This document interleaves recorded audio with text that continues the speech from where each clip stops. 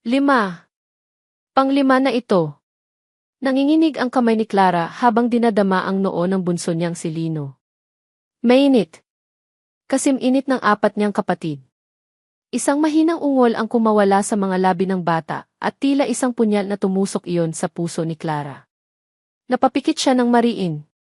Ang hangin sa maliit nilang kwarto ay tila makapal at mabigat, puno ng amoy ng pinaghalong Vicks Vaporub at pag-aalala. Tahan na, anak, bulong niya, ang boses ay pagod at halos paos na. Nandito lang si Mommy. Mula sa maliit na kama ni Lino, mabilis siyang lumipat sa katabing higaan kung saan magkatabing natutulog sina Luna at Lyra.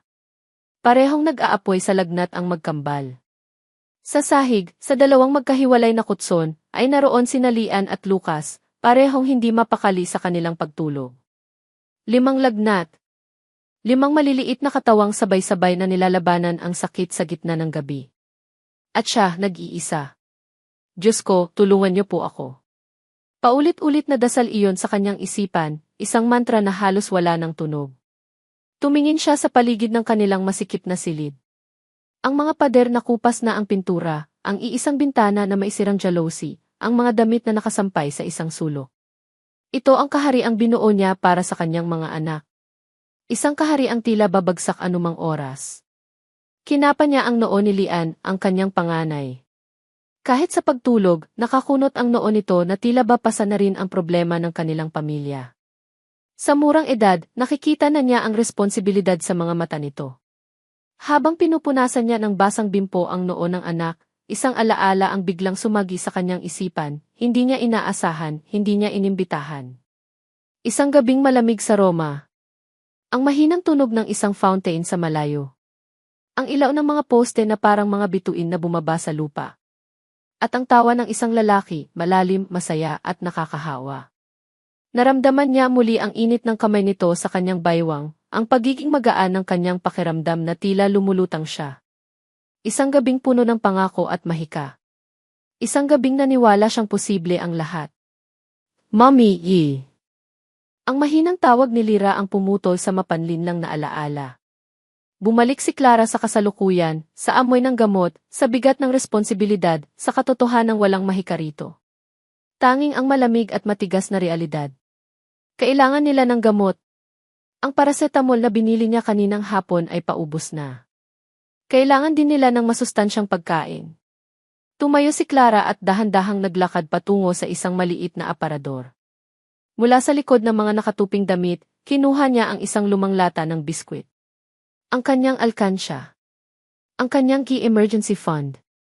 Nanginig ang kanyang mga daliri habang binubuksan ito. Ang tunog ng paggalaw ng mga barya sa loob ay parang musika sa kanyang pandinig, ngunit alam niyang sintunado. Itinumba niya ang laman nito sa kanyang palad. Ilang piraso ng 20 piso. Ilang piraso ng 10 piso. Ilang piraso ng 5 piso at piso. Binilang niya. 126 na piso. Napayuko si Clara at naramdaman niya ang unti-unting pag-init ng kanyang mga mata. Isang butil ng luha ang pumatak sa kanyang kamay, dumampi sa malamig na barya. Hindi ito sapat. Kulang na kulang. Saan siya kukuha ng pera sa ganitong oras ng gabi? Sino ang lalapitan niya? Ang mga kaibigan niya sa opisina. Nahihiya siyang umutang na naman. Ang kanyang sahod ay parang patak lang ng ulan sa isang tigang na lupa, laging naubos bago pa man dumating ang susunod na kinsenas. Isinara niya ang kanyang palad, mahigpit na hinawakan ang mga barya na tila ba iyon ang huling piraso ng kanyang pag-asa. Napasandal siya sa pader at dahan-dahang napaupo sa sahig. Doon, sa dilim ng madaling araw, niyakap niya ang kanyang mga tuhod at umiyak ng walang tunog. Pagod na siya. Pagod na siyang maging malakas. Pagod na siyang magpanggap na kaya niya ang lahat. Ngunit sa tuwing nararamdaman niya ang pagsuko, naririnig niya ang mahinang paghinga ng kanyang 5 anghel. 5 dahilan para bumangon. 5 dahilan para lumaban. Pinunasan niya ang kanyang mga luha. Tumayo siya. Kailangan niyang gumawa ng paraan. Habang nag-iisip, isang pamilyar na tunog ang kanyang narinig. Ang mahinang siping di mula sa kanyang second-hand na laptop na nakapatong sa maliit na mesa sa sulok. Isang email. Sino naman kaya ang mag-i-email sa kanya sa ganitong oras? Marahil ay isa lamang itong promo o spam. Ngunit sa kanyang desperasyon, kahit anong bagay na makakagambala sa kanyang mabibigat na iniisip ay parang isang biyaya. Binuksan niya ang laptop. Ang liwanag mula sa screen ay sumilaw sa kanyang mga matang namumugto. Nakita niya ang isang bagong email. Mula sa kanyang boss, si Ma'am Susan. Ang subject line ay nakasulat sa malalaking letra, Urgent, Project Presentation for De Luca Moda. Kumunot ang noo ni Clara. Ang De Luca Moda. Ang malaking kliyente mula sa Italia na pinagkakaabalahan ng kanilang kumpanya sa nakalipas na buwan. Narinig niyang darating ang CV nito sa Pilipinas para sa isang final presentation. Binuksan niya ang email. Ang kanyang mga mata ay mabilis na tumakbo sa mga salita. Dear Clara, I hope this email finds you well. Due to unforeseen circumstances, Jing Reyes will not be able to handle the final presentation for our De Luca Moda partnership. After meeting with the board, we have unanimously decided that you are the best person for the job. Your insights and dedication to this project have been invaluable. Napahinto sa paghinga si Clara. Siya ang napili. Isang munting kislap ng karangalan ang sumilay sa kanyang dibdib. Sa kabila ng lahat ng paghihirap, may nakapapansin pa rin pala sa kanyang trabaho. Nagpatuloy siya sa pagbabasa. The presentation is scheduled in 2 days, at the main conference room. The CA himself, Dem Alessandro De Luca, will be in attendance. This is a huge opportunity for you and for the company. Please confirm your availability as soon as possible. Congratulations, Clara. You deserve this. At doon, sa huling pangungusap, sa pangalang iyon, tila huminto ang pag-ikot ng mundo. Alessandro De Luca. Ang pangalan ay parang isang dagundong ng kulog sa katahimikan ng kanyang isipan. Parang bumalik ang lahat. Ang gabing iyon sa Roma. Ang tawa. Ang mga pangako. Ang pag-alis niya ng walang paalam. Ang 6 na taon ng pananahimik. Ang 6 na taon ng pagtatago. Nabitawan niya ang hawak ng mga barya. Kumalansing ang mga ito sa sahig, ang tunog ay nakakabingi sa katahimikan. Napahawak siya sa mesa para suportahan ang sarili. Nanlamig ang buo niyang katawan. Ang hangin ay tila ninakaw mula sa kanyang mga baga. Ang lalaking ama ng kanyang mga anak. Ang lalaking sinubukan niyang kalimutan sa loob ng 6 na taon. Ang multo ng kanyang nakaraan. Babalik siya. At kailangan niya itong harapin. Napatingin si Clara sa screen ng laptop, sa pangalang tila nakatitig pabalik sa kanya. Isang tanong lang ang umikot sa kanyang isipan, isang tanong na mas mabigat pa kaysa sa lahat ng kanyang mga problema. Ano ang gagawin niya? Sa Florence, ang hangin ay may amoy ng katad at mamahaling pabango. Nakatayo si Alessandro De Luca sa loob ng kanyang malawak na opisina, isang kahariang gawa sa salamin at bakal na matatagpuan sa pinakatuktok ng gusali ng De Luca Moda. Mula rito, tanaw niya ang kabuuan ng makasaysayang lungsod, ang doomo na tila isang korona sa gitna ng lahat. Ngunit ang kanyang mga mata ay walang nakikita kundi ang mga disenyo na nakalatag sa kanyang malaking mesa. Kinuha niya ang isang sketch, isang eleganteng evening gown. Pinagmasdan niya ito ng ilang segundo, ang kanyang mukha ay isang blankong maskara. Pagkatapos, walang emosyon niya itong itinabi sa isang tumpok ng mga papel. Ang tumpok ng mga hindi. Masyadong maraming emosyon, anya sa sarili, ang boses ay kasing lamig ng marmol na sahig. Sa mundo ni Alessandro, ang emosyon ay isang kahinaan. Isang kalabisan na walang lugar sa negosyo. Ang De Luca Moda ay itinayo sa pundasyon ng tradisyon, kapangyarihan, at perpeksyon, hindi sa pabago-bagong bugso ng damdamin. Isang mahinang katok sa pinto ang kanyang narinig, bago ito dahan-dahang bumukas. Sandro! Pumasok ang kanyang kapatid na si Sofia, dala ang isang maliit na tasa ng espresso. Ang kanyang ngiti ay kasing perpekto ng kanyang damit, ang kanyang presensya ay nagdadala ng init sa malamig na opisina. Kanina ka pa rito. You need a break. Marami pa akong kailangang gawin, sagot ni Alessandro, hindi inaalis ang tingin sa mga papel. Alam ko, sabi ni Sofia, inilapag ang kape sa tabi niya. Hinaplos nito ng bahagya ang kanyang balikat. Pero ang biyahe mo papuntang Pilipinas ay mahalaga. Kailangan mong maging handa. Para sa pamilya. Para sa pamana ni Papa. Ang salitang pamana. Iyon ang kadenang ginto na nakapulupot sa liig ni Alessandro. Bawat desisyon niya, bawat kilos, ay tinitimbang laban sa bigat ng pangalang De Luca. It's just another business trip, Sofia, malamig niyang tugon. Umiti lang si Sofia, isang ngiting hindi umabot sa kanyang mga mata. Siyempre. Pero alam nating pareho na mas higit pa ito roon. This partnership will secure our dominance in the Asian market for the next decade. Hindi sumagot si Alessandro. Sa halip, tumayo siya at lumapit sa bintanang salamin, tinatanaw ang Florence sa ibaba. Ang pamilyar na tanawin ay biglang nagdala sa kanya ng isang alaala na pilit niyang ibinabaon sa limot. Isang iglap na alaala. Isang gabi, sa isang kalsada sa labas ng syudad. Ang tunog ng nabasag na salamin. Isang sigaw na hindi na natapos. Ang amoy na nasusunog na goma at ang metalikong amoy ng dugo. Ang mukha ng kanyang unang fiance na wala ng buhay sa kanyang mga braso. Napapikit siya ng mariin. Ang kanyang mga kamay ay bahagyang nanginig. Sandro! Naramdaman niya ang presensya ni Sofia sa kanyang likuran. Ayos ka lang? Tumango si Alessandro, pilit na iwinaksi ang multo ng nakaraan. I'm fine. Just tired. Huwag kang mag-alala, kuya, bulong ni Sofia. Ang kanyang boses ay puno ng pag-aalaga na tila isang malambot na kumot. Hindi ko hahayaang may manakit sa'yo ulit. Is promise. Ang pangakong iyon. Narinig na niya iyon noon. At sa bawat pagkakataon, parang mas humihigpit ang kadena sa kanyang leg. Bumalik siya sa kanyang mesa at umupo. Ininom niya ang espresso sa isang lago. I should prepare. Kinabukasan, nasa loob na si Alessandro ng pribadong jet ng De Luca. Ang karangyaan sa paligid niya, ang cream-colored leather seats, ang mahogany panels, ang tahimik na serbisyo ng flight attendant, ay hindi nakapagpagaan sa kanyang pakiramdam. Para sa kanya, ito ay isa lamang extension ng kanyang opisina. Isa na namang gininto ang hawla. Habang lumilipad sila patawid sa mga kontinente, binuklat niya ang folder na naglalaman ng mga detalye tungkol sa partnership sa Pilipinas. Binasa niya ang mga numero, ang mga projections, ang mga legal terms. Ang lahat ay nasa ayos. Nang malapit na siya sa dulo ng dokumento, nakita niya ang profile ng taong magpipresenta para sa kabilang kumpanya.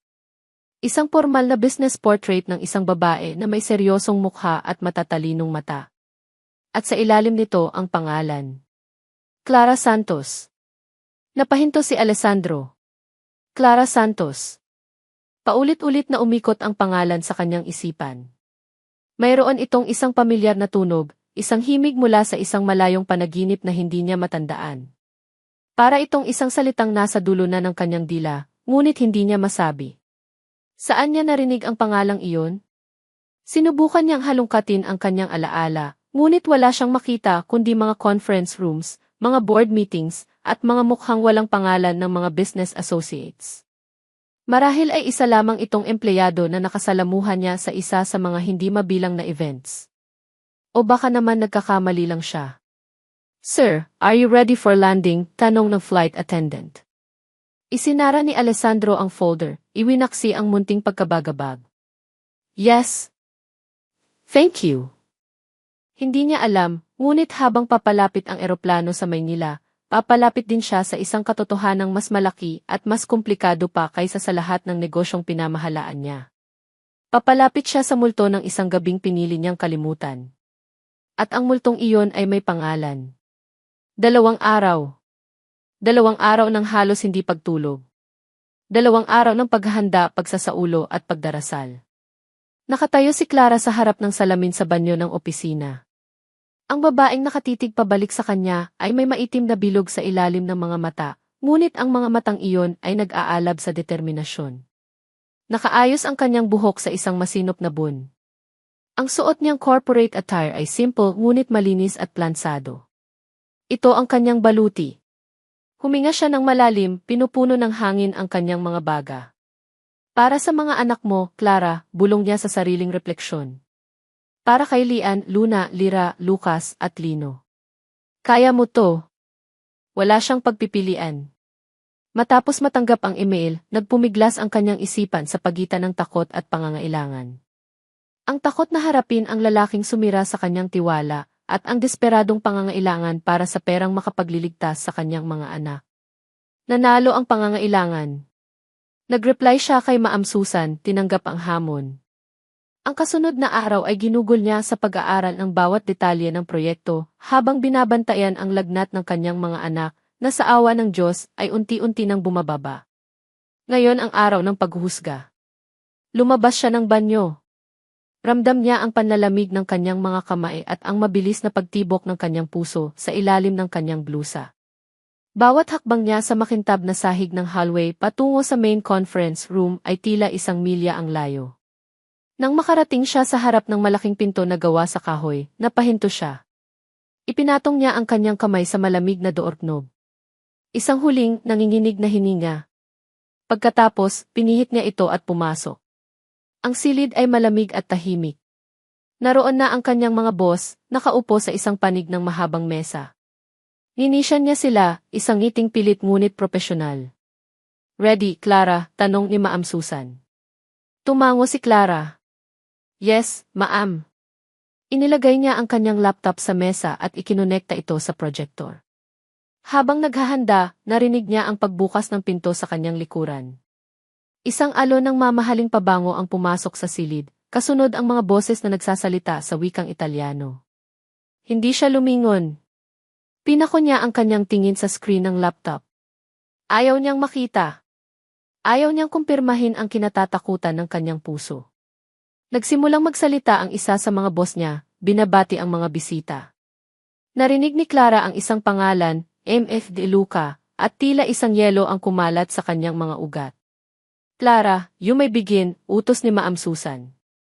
Ito na.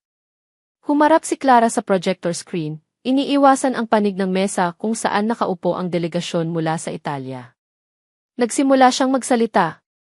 Ang kanyang boses, sa kabila ng kabang nararamdaman, ay lumabas na kalmado at tiyak. Bawat salita ay malinaw. Bawat slide ay ipinaliwanag niya ng may kumpiyansa. Isinantabi niya ang personal na bagabag at niyakap ang pagiging propesyonal. Ito ang kanyang teritoryo. Ito ang kaya niyang kontrolin. Sa buong presentasyon, hindi niya sila tiningnan. Nakatuon ang kanyang mga mata sa kanyang mga boss, sa mga numero sa screen, sa kahit saang direksyon maliban sa kanya. Para siyang isang aktor sa entablado, nagsasalita sa isang madlang walang mukha. Nang matapos ang huling slide, isang sandali ng katahimikan ang namayani. "Thank you," sabi ni Clara, ang kanyang boses ay bahagyang nanginig sa wakas. Nagpalakpakan ang mga tao sa silid. Nakahinga siya ng maluwag. Tapos na. Halos tapos na. "An excellent presentation, Jim Santos," sabi ng isa sa kanyang mga boss. "Now, we'd like to open the floor for any questions from our partners." Isang tanong ang nagmula sa isang babaeng may matinis na boses. Sinagot ito ni Clara ng maayos. Isa pang tanong mula sa isang matandang lalaki. Sinagot niya rin ito. Akala niya ay tapos na. Akala niya ay ligtas na siya. At pagkatapos, isang boses ang pumuno sa silid. "Ino Santos, an impressive presentation." Ang boses na iyon. Malalim. Pamilyar. At may bahid ng Italian accent na hindi niya kayang kalimutan. Nanigas ang buong katawan ni Clara. Tila isang malakas na boltahe ng kuryente ang dumaloy mula sa kanyang mga paa hanggang sa kanyang anit. Ang boses na iyon, kahit 6 na taon na ang nakalipas, ay nakatatak pa rin sa kanyang pandinig, sa kanyang alaala, sa bawat hibla ng kanyang pagkatao. Hindi. Hindi maaari. Pilit niyang sinabi sa sarili na nagkakamali lang siya ng dinig. Nadala lang ito ng kanyang pagod at kaba. Ngunit ang boses ay muling nagsalita, nagtanong tungkol sa isang specific na detalye sa market projection. Hindi siya nagkakamali. Ang lahat ng hangin sa silid ay tila naubos. Ang mga salita ng lalaki ay malinaw, ngunit para kay Clara, ang mga ito ay ingay lamang na umaalingaw sa kanyang tainga. Ang tanging naririnig niya ay ang malakas na kabog ng kanyang sariling dibdib, isang tambol na nagbabadya ng panganib. Santos, ulit ng isa sa kanyang mga boss, napansin ang kanyang pananahimik. "Did you hear the question?" Napilitan siyang gumalaw. Napilitan siyang humarap. Dahan-dahan, na parang isang makina na kinakalawang, ipinihit niya ang kanyang ulo. Ang kanyang mga mata ay dumaan sa mga mukha ng ibang miyembro ng delegasyon bago tuluyang tumama sa dulo ng mesa. At doon, nakaupo siya. Si Alessandro De Luca. Hindi na siya ang lalaking nakilala niya sa isang gabi sa Roma, ang lalaking may malikot na ngiti at mga matang puno ng saya. Ang lalaking nasa harap niya ngayon ay mas matanda, mas seryoso. Ang kanyang buhok ay mas maiksi at mas maayos. Ang kanyang mamahaling suit ay tila hinulma sa kanyang katawan, sumisigaw ng kapangyarihan at otoridad. Ngunit ang mga matang iyon ay pareho pa rin. Malalim, nangungusap at sa sandaling iyon, nakatitig ng diretso sa kanya. Huminto ang pag-ikot ng mundo. Ang ingay ng conference room ay nawala. Ang mga mukha ng kanyang mga boss ay lumabo. Tanging sila na lang dalawa ang naroon, nakakulong sa isang bulanang nakaraan na biglang pumutok sa kasalukuyan. Nakita niya ito. Ang bahagyang panlalaki ng kanyang mga mata. Ang halos hindi mahahalata ngunit tiyak na pagtigil ng kanyang paghinga. Ang pagkunot ng kanyang noo habang ang pagkilala ay dahan-dahang lumitaw sa kanyang mukha, pinapalitan ang propesyonal na interes. Naaalala niya. Diyos ko, naaalala niya. Ang katotohanang iyon ay tumama kay Clara na parang isang malakas na sampal. Ang baluting binuo niya sa loob ng 2 araw ay biglang nabasag at naging abo. Ang lahat ng kanyang tapang ay natunaw, napalitan ng purong, hindi mapigilang takot. Ang kanyang sikreto. Ang kanyang mga anak. Ang kanyang munting mundong pilit niyang pinoprotektahan. Lahat ay nasa panganib. Inno Santos. Ang boses ng kanyang boss ay tila nagmula sa napakalayong lugar, pilit siyang hinihila pabalik sa realidad. Pinilit ni Clara na buksan ang kanyang bibig, ngunit walang salitang lumabas. Ang kanyang lalamunan ay tuyong-tuyo. Gusto niyang tumakbo, magtago, maglaho na parang bula. Nagtagpo muli ang kanilang mga mata. Sa mga mata ni Alessandro, nakita niya ang parehong pagkabigla na tiyak na nakikita rin ito sa kanya. Ang maskara ng sisi ay tuluyang nahulog, at sa isang iglap, ang nakita niya ay ang lalaki mula sa Roma, nalilito, naguguluhan at nagtatanong. Ang pangalang kay Clara Santos ay hindi na isang pangalan lamang sa isang folder para sa kanya. Ngayon, mayroon na itong mukha. Isang mukha mula sa isang gabing pareho nilang sinubukang ibaon sa limot. Kailangan kong makaalis dito. Ngayon na. Ang pangalang iyon. Ang mukhang iyon. Ang buong pagkatao ni Alessandro De Luca ay nabalot ng pagkalito. Para siyang isang computer na biglang naghang, ang kanyang isip ay pilit na nagkokonekta sa mga datos na matagal nang naka-archive at nakalimutan. Clara Santos. Roma. Isang gabi. 6 na taon na ang nakalipas. Biglang bumalik ang mga alaala, hindi malinaw, parang mga pira-pirasong panaginip. Isang tawa na kasinggaan ng hangin. Ang amoy ng bulaklak mula sa isang garden. Ang pakiramdam ng malambot na buhok sa kanyang mga daliri. Isang gabing lumabag siya sa lahat ng kanyang mga patakaran. Isang gabing pinayagan niya ang kanyang sarili na maging isang normal na tao, hindi isang De Luca. Ang babaeng nasa harap niya ngayon. Siya iyon. Walang duda. Nakita niya ang takot sa mga mata nito, isang takot na sumasalamin sa sarili niyang pagkabigla. Nakita niya kung paano ito namutla. Nakita niya ang panginginig ng mga kamay nito. I apologize. Ang mga salita ay tila hirap na lumabas sa bibig ni Clara. May I be excused? Hindi na niya hinintay ang sagot. Mabilis siyang tumalikod, kinuha ang kanyang laptop, at halos takbuhin ang pinto palabas ng conference room, iniwan ang isang silid na puno ng katahimikan at mga nagtatakang mukha. Ang biglaang pag-alis ni Clara ang gumising kay Alessandro mula sa kanyang pagkatulala. Ang SEC sa kanya ay muling nag-take over. Heavy apologies for the interruption, sabi niya sa mga tao sa silid. Ang kanyang boses ay kalmado na muli, ngunit ang kanyang mga mata ay nakatuon sa pintong nilabasan ni Clara. It seems I've asked a rather difficult question. Her analysis was quite thorough. I believe we have everything we need for now. Mabilis niyang tinapos ang pag-uusap. Tumayo siya, nakipagkamay sa mga boss ni Clara na halatang naguguluhan din at nagbigay ng isang formal na tango. Ngunit ang kanyang isip ay nasa labas na ng silid. Kailangan nilang mag-usap. Kailangan niyang malaman. Signor De Luca, this way to your car, sabi ng isa sa kanyang mga assistant. I'll catch up, mabilis na sagot ni Alessandro. Hindi na siya nag-aksaya ng panahon. Habang ang kanyang mga kasama ay naglalakad patungo sa isang direksyon, mabilis siyang lumiko, tinatahak ang hallway kung saan dumaan si Clara. Ang kanyang mahahabang hakbang ay mabilis at tiyak. Narinig niya ang tunog ng papalapit na elevator. Mas binilisan niya ang lakad. Clara! Narinig niya ang sariling boses na tumawag sa pangalan nito, mas malakas kaysa sa inaasahan niya. Nakita niya itong napahinto sa harap ng elevator, ang likod nito ay nakaharap sa kanya, naninigas. Nang makalapit siya, dahan-dahan itong humarap. Ang mukha nito ay isang maskara ng pagwawalang bahala, ngunit ang mga mata nito ay hindi makapagsinungaling. Puno iyon ng sakit at pag-iwas. Clara, wait, sabi niya, mas mahina na ngayon. We need to talk. Isang mapait na tawa ang kumawala sa mga labi ni Clara. Talk? About what, sir? The presentation is over.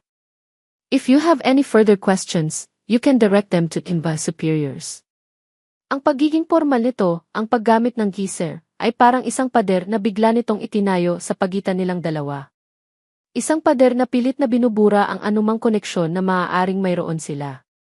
This is not about the presentation, and you know it, git ni Alessandro, lumapit pa ng isang hakbang. That night in Rome don't know what you're talking about, mabilis na putol ni Clara, ang kanyang boses ay matigas na parang bato. Umiwas siya ng tingin, nakatuon ang mga mata sa indicator ng elevator na pababa na. You must be mistaken, sir. Mistaken, hindi makapaniwalang tanong ni Alessandro. Clara, I remember you. I remember that night. Ding! Bumukas ang pinto ng elevator. Mabilis na pumasok si Clara sa loob. Hahabulin sana siya ni Alessandro, ngunit hinarang siya ng kamay ni Clara. We have nothing to talk about, mariin niyang sabi, ang kanyang mga mata ay sa wakas ay tumitig sa kanya, at sa mga matang iyon, nakita ni Alessandro ang isang bagay na hindi niya inaasahan, hindi takot, kundi galit. Isang malalim, nagyayelong galit na sinamahan ng nasaktang pagmamataas. The presentation is over, De Luca. Goodbye. Bago pa man makasagot si Alessandro, pinindot na ni Clara ang close door button. Ang mga pinto ng elevator ay nagsimulang magsara, dahan-dahang tinatakpan ang mukha ni Clara. Sa huling segundo bago ito tuluyang magsarado, nakita ni Alessandro ang isang butil ng luha na dumaloy sa pisngi nito. Pagkatapos, nawala na siya. Naiwan si Alessandro na nakatayo sa hallway, nakatitig sa makintab na metal na pinto ng elevator.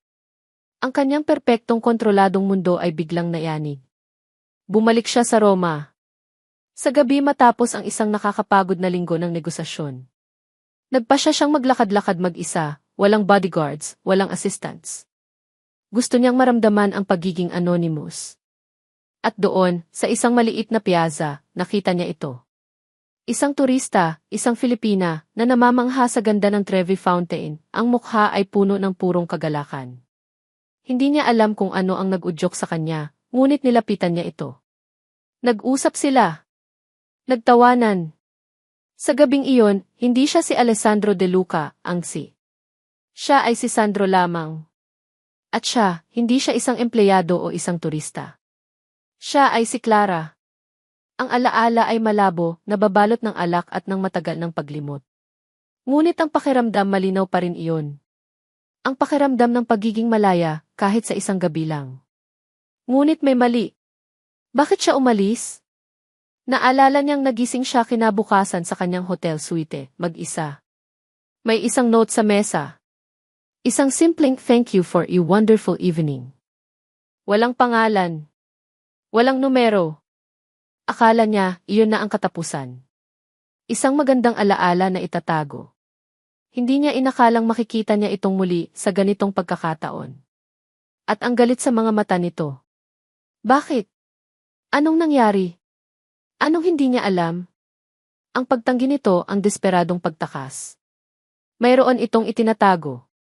Naglakad si Alessandro pabalik sa kanyang mga kasama, ang kanyang isip ay puno ng mga tanong. Nang makarating siya sa lobby, nakita niya itong muli. Mabilis itong naglalakad palabas ng gusali. Sumakay ito sa isang taxi at mabilis itong nawala sa magulong trapiko ng Maynila. Sandro, are you alright? Tanong ng kanyang assistant, napansin ang kanyang pagkatulala. Hindi sumagot si Alessandro. Kinuha niya ang kanyang cellphone mula sa bulsa. Mabilis niyang tinawagan ang kanyang head of security na nasa Florence. Ricardo, Anya, ang kanyang boses ay mababa at puno ng otoridad. I have a job for you. I'm sending you his name. Clara Santos. I want to know everything about her. Everything. Where she lives, her family, her work history, everything you can find. I want the report on Svidesk Gisai tomorrow morning. Understood. Yes, Signor De Luca. Understood. Ibinaba ni Alessandro ang tawag. Tumingin siya sa labas, sa direksyon kung saan nawala ang taxi ni Clara. Ang pagkalito niya ay unti-unting napalitan ng determinasyon.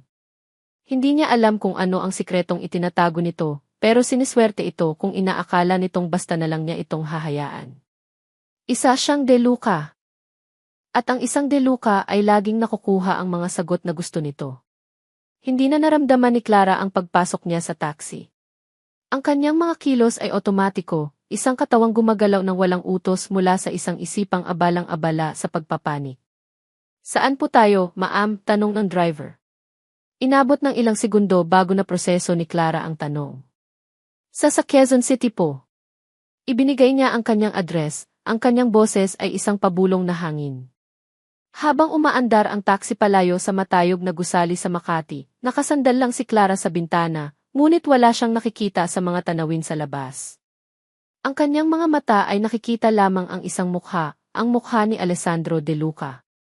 Ang pagkabigla. Ang pagkilala. Ang determinasyon. Pinapahanap niya ako. Ang kaisipang iyon ay parang isang kidlat na tumama sa kanya. Alam niya.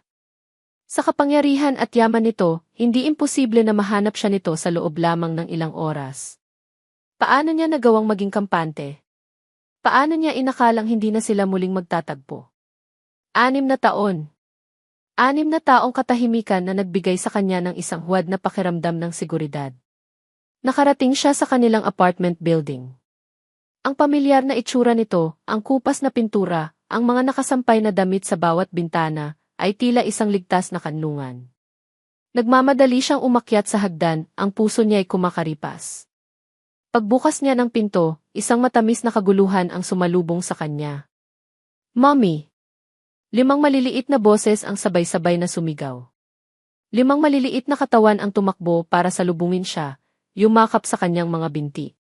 Ang amoy ng pulbos at gatas ng bata ay pumuno sa kanyang pang-amoy, isang balsamo sa kanyang nagwawalang kaluluwa.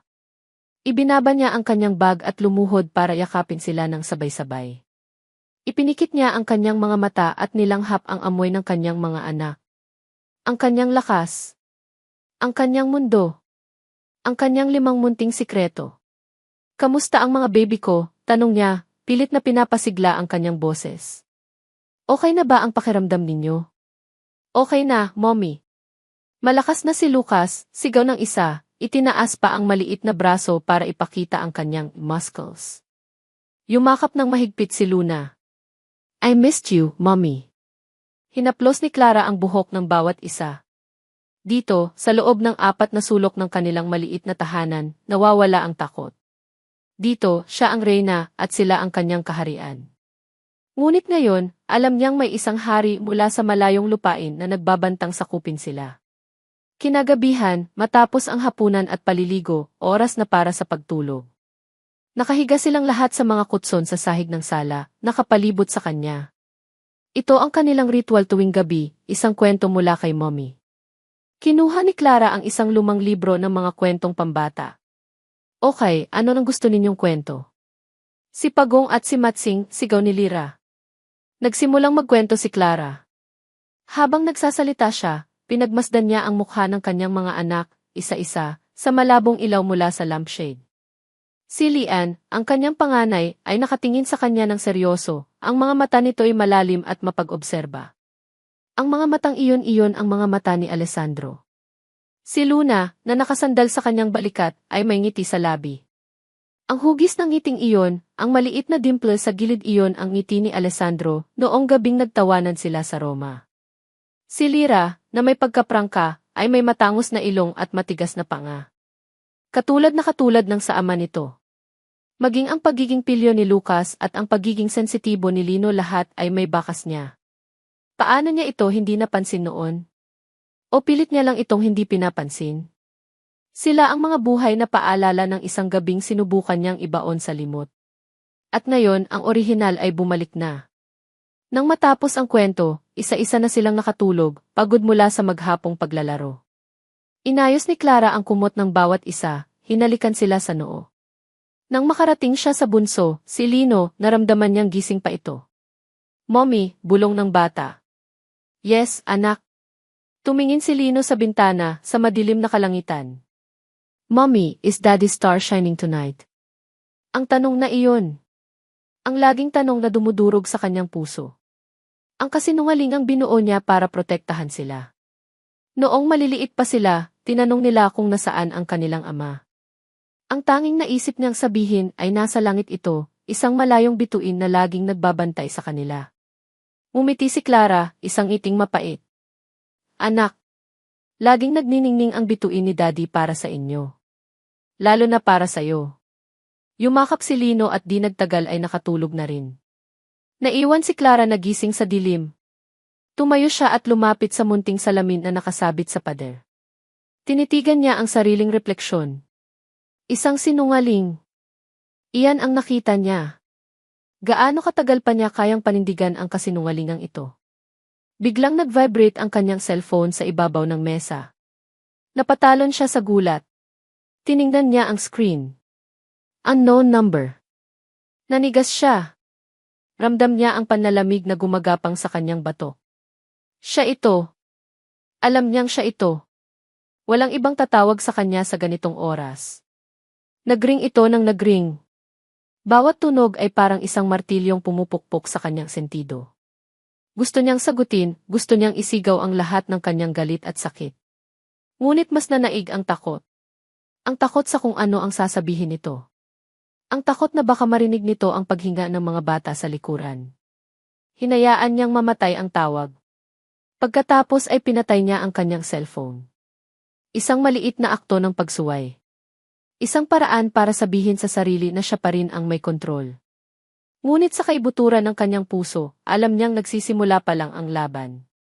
Kinabukasan, kailangan niyang dalhin si Lino sa ospital para sa kanyang regular na check-up. Dahil madalas itong magkasakit, kailangan ng doktor na regular itong masubaybayan. Habang nakaupo sila sa waiting area ng pediatrics department, abala si Clara sa pagpapakain kay Lino ng biskwit. Mayroong isang panandaliang kapayapaan. Ang ingay ng mga bata sa paligid, ang amoy ng alkohol, ito ay normal. Ito ay isang bagay na kaya niyang hawakan. Baka naman nag-overreact lang siya. Baka naman pagkatapos ng ginawa niya, susuko na ito at aalis. "Mommy, water po," sabi ni Lino. "Okay, baby." Kinuha ni Clara ang tumbler mula sa kanyang bag pag-angat niya ng kanyang ulo para ibigay ito sa anak. Ang kanyang mga mata ay napadako sa kabilang dulo ng hallway. At doon, natigilan siya. Nakatayo siya roon.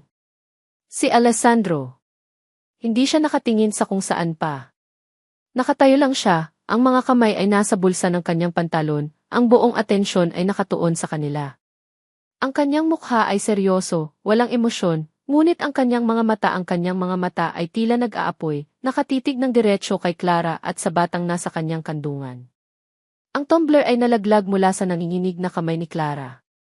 Walang takas. Nahanap na siya nito.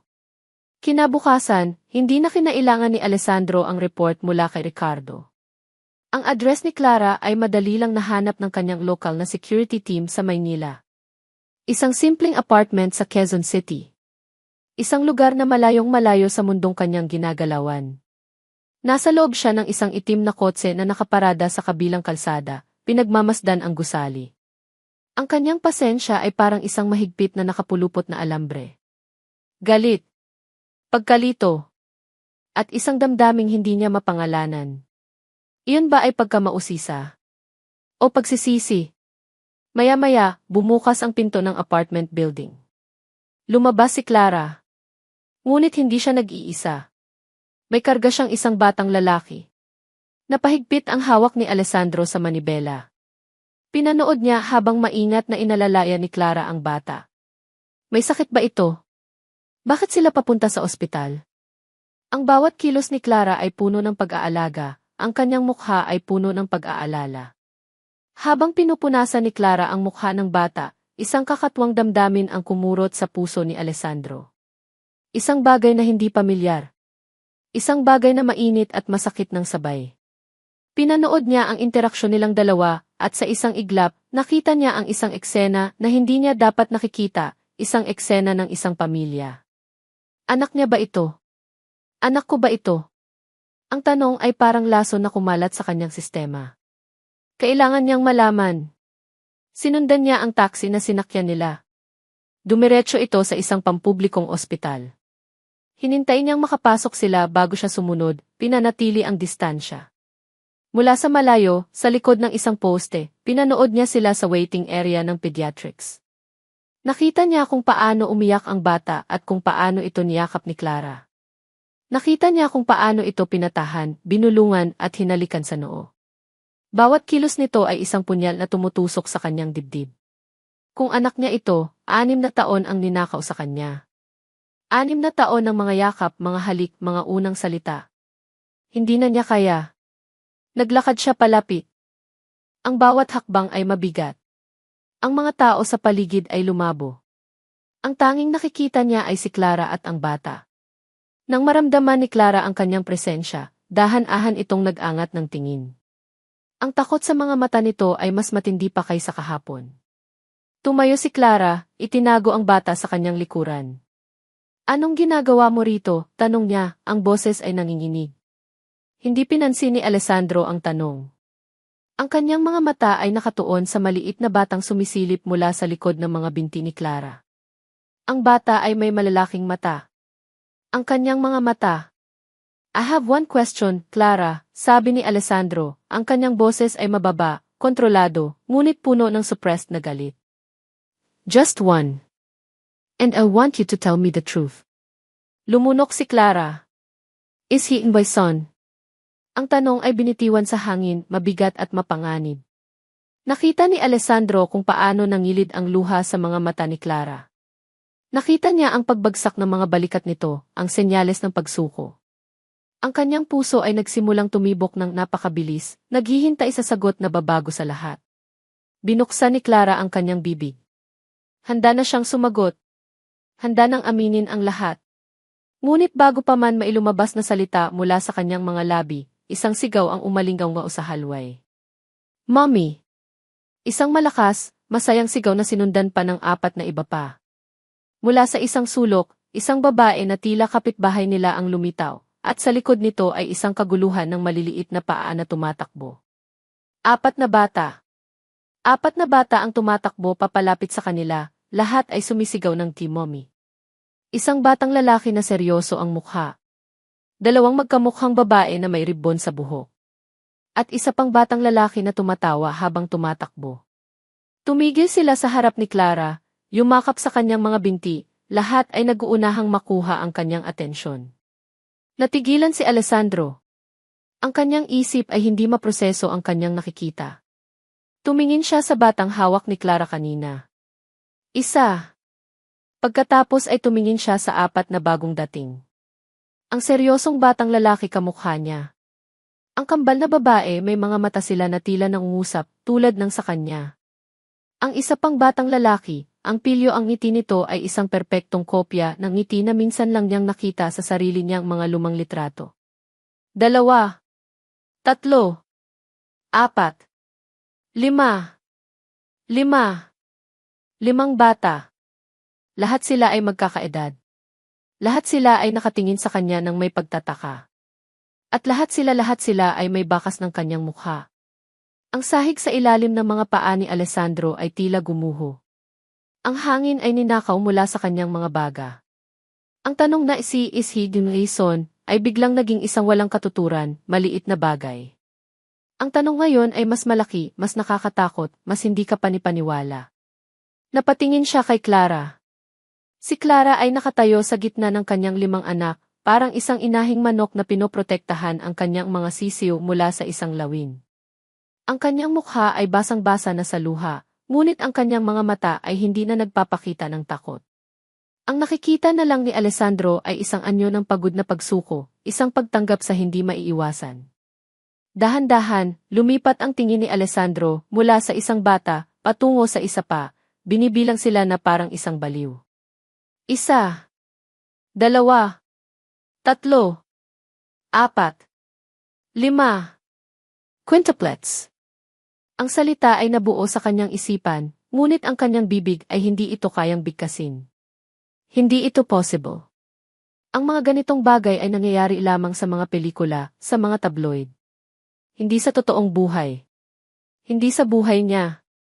Tumingin siya muli kay Clara, ang kanyang mga mata ay nagmamakaawa para sa isang paliwanag, para sa isang pagtanggi. Ngunit wala siyang natanggap kundi ang tahimik na kumpirmasyon mula sa mga luhang patuloy na dumadaloy sa pisngi nito. The AT. Sinubukan niyang magsalita, ngunit ang kanyang boses ay isang garalgal na bulong. Humakbang siya paatras, napasandal sa pader para suportahan ang sarili. Ang kanyang puso ay dumadagundong sa kanyang dibdib, napakalakas, na tila gusto nitong kumawala. They are all. Hindi niya matapos ang pangungusap. Hindi niya kaya. Si Clara, sa gitna ng kanyang pag-iyak, ay tumango ng dahan-dahan. Isang tango na sumira sa lahat ng natitirang pag-aalinlangan sa isipan ni Alessandro. Isang tango na bumasag sa kanyang pagkatao at binuo itong muli bilang isang bagay na hindi na niya kilala. Hindi lang siya basta ama. Siya ay ama ng 5. Ang mga bata, na hindi naunawaan ang bigat ng sandali, ay nagsimulang magtanong. Mommy, who is he? Tanong ni Lyra, itinuturo si Alessandro. Lelvi, are you crying? Is he sick, Mommy? Tanong naman ni Luna, ang kanyang mukha ay puno ng pag-aalala. Hinawakan ni Alessandro ang kanyang ulo. Ang mga boses ng mga bata ay umuugong sa kanyang tainga. Ang mundo ay umikot. Ang puting pader ng ospital ay tila lumalapit at lumalayo. 6 na taon. 6 na taon siyang nabuhay sa isang kasinungalingan. Isang kasinungalingan ng kawalan. Isang kasinungalingan na nag-iisa siya. Habang sa kabilang panig ng mundo, mayroong 5 maliliit na pusong tumitibok, 5 buhay na nagsimula dahil sa kanya. Ang galit na naramdaman niya kanina ay nawala. Ang pagkalito ay nawala. Ang natira na lang ay isang nakakabinging katahimikan sa kanyang kaluluwa, isang malawak na espasyo na puno ng mga paano kung at bakit. Bakit hindi niya sinabi sa akin? Napatingin siya muli kay Clara, at sa pagkakataong ito, hindi galit ang nakita niya, kundi sakit. Ang sakit ng isang taong binuhat ang isang pasani na dapat ay para sa dalawa. At sa sandaling iyon, alam ni Alessandro na ang buhay na kilala niya, ang buhay ng isang deluka na puno ng mga board meetings, fashion shows, at walang katapusang responsibilidad, ay tapos na. Isang bagong kabanata ang biglang binuksan ng walang pahintulot. Isang kabanata na may 5 pangunahing tauhan na hindi man lang niya alam na umiiral. Ang biyahe mula sa ospital pabalik sa apartment ni Clara ay binalot ng isang mabigat at nakakabinging katahimikan. Isang malaking, itim na kotse ang ipinadala ni Alessandro. Sa loob, ang pakiramdam ay masikip sa kabila ng maluwag na espasyo. Nasa isang sulok si Clara, mahigpit na niyayakap ang 2 sa kanyang mga anak, habang ang 3 pa ay nakaupo sa tabi niya, tahimik na nakatingin sa labas. Si Alessandro naman ay nasa kabilang dulo, nakasandal sa pinto, ang kanyang tingin ay nakapako sa bintana, ngunit halatang wala siyang nakikita. Ang kanyang panga ay mariing nakatikom. Walang nagsasalita. Tanging ang ugong ng makina at ang mahinang paghinga ng mga bata ang maririnig. Para silang 2 estranghero na biglang ipinagsama ng isang malagim na trahedya. Pagdating sa apartment, nagmamadaling bumaba si Clara, inaalalayan ang kanyang mga anak. Sumunod si Alessandro. Nang makita nito ang gusali, ang nagbabalat na pintura, ang mga simpleng bintana, isang emosyon ang dumaan sa mukha nito. Hindi ito pagkasuklam, kundi isang bagay na mas komplikado. Isang bagay na hindi mabasa ni Clara.